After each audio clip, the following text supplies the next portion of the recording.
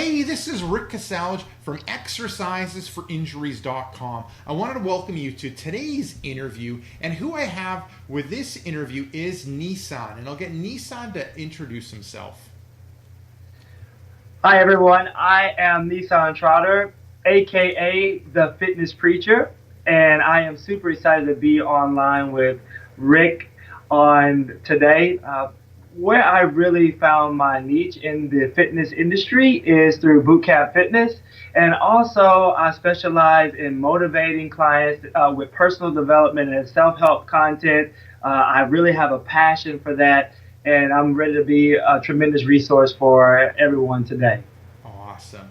And I've met Nisan numerous times at fitness events and small group masterminds, and I've been always super impressed with how energetic he is and his perspective and the way he tells stories. And I thought it'd be great to bring him on, and he can kind of talk about the mindset and mindset as it relates to injuries or overcoming like fitness obstacles. So we'll kind of go into the interview with this question. What's the difference between the fixed mindset and the growth mindset?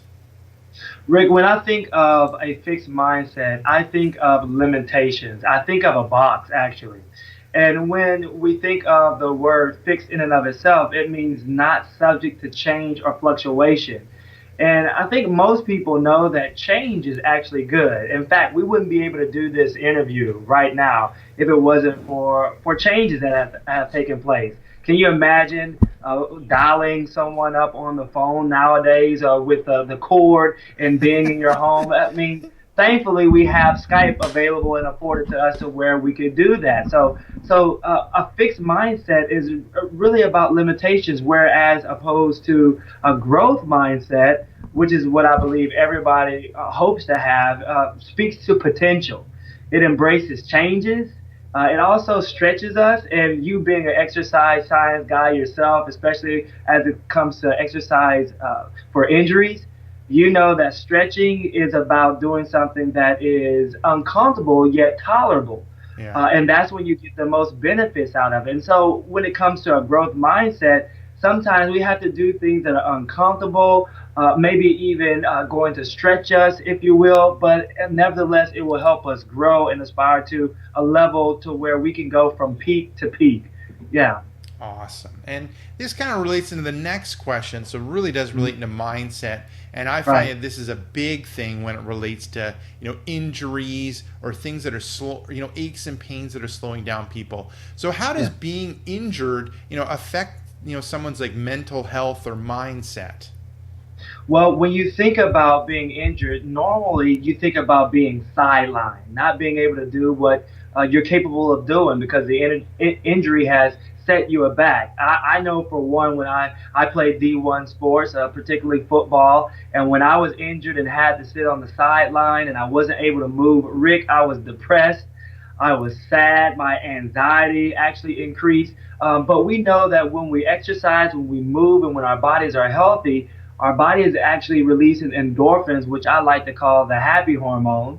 Okay, and it makes us feel great about what we're doing. And most people claim, and I'm one of them, that they feel more energetic after they exercise, and as they train, they also feel the happiest upon exercising. And some people are even their stress and their anxiety reduces. So that's why there's such this broad and strong connection with injuries and mental health, and how that may also cause you to not be as happy as you would be when you're moving. And that's the connection between the two.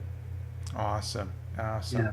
Now, like, how can a positive mindset help you overcome an injury faster? Well, I can say this for one, given what I just shared with you, and when I hurt my back really bad as a freshman playing D1 football and had to sit on the sideline, I know that having a negative mindset won't help. And a positive mindset actually can go a long ways. Number one, if you believe in what the doctor or the physician is giving you in terms of the rehabilitation process, and we all talk to ourselves, whether it's audibly or not. and whether it's negative or positive. So engaging in positive self-talk has been linked to helping you overcome your injuries because you're able to visualize. Because I like to use the term mind eyes. See, our mind has eyes, whether we think of it or not. And when we visualize ourselves, perhaps overcoming that injury, thinking about particular outcomes, then that actually will help move us in that direction. And we'll begin to increase the intensity of the reconstruction process or whatever it may be to get us back to what we want to do again. Awesome. I mean, I Yeah. completely agree when the mindset part, plays a huge role when it comes to overcoming an injury. One part might be, I mean, when the pain hits, you go through that phase where you're like, oh, is it going to be this way forever?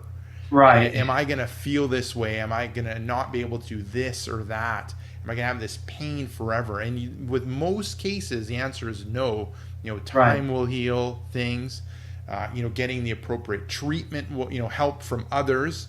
Seeing therapists or whatever, and then doing the appropriate movements will all end up helping.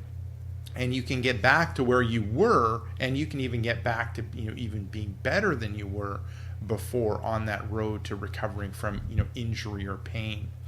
Now, how can Sure. your mindset right when you injure yourself set you back? Well, your mindset can set you back in a number of different ways. If you aren't really focused on positive outcomes, like you mentioned before, and the fact that it may take time. See, sometimes impatience gets the best of us, and we want to be 100 miles an hour as soon as possible. Yeah. And we even overvalue intensity. And so our mind, especially if it's been geared toward giving the very absolute best that we can, being as intense as we can in our exercise moves so that we can get the most out of our workouts. Well, when the mind is unwilling to do that, and to, because where the mind goes, the body will follow. A lot of Yeah. people are already discounted from reaching great results because their mind just isn't there from believing that they can do it.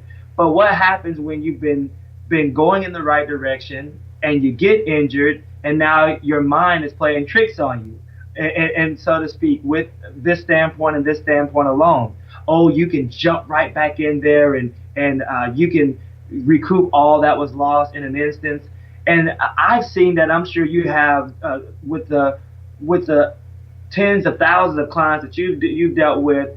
You've seen this, I'm sure, of people just wanting to just jump right back into the fire, and that's how your mind can actually set you back.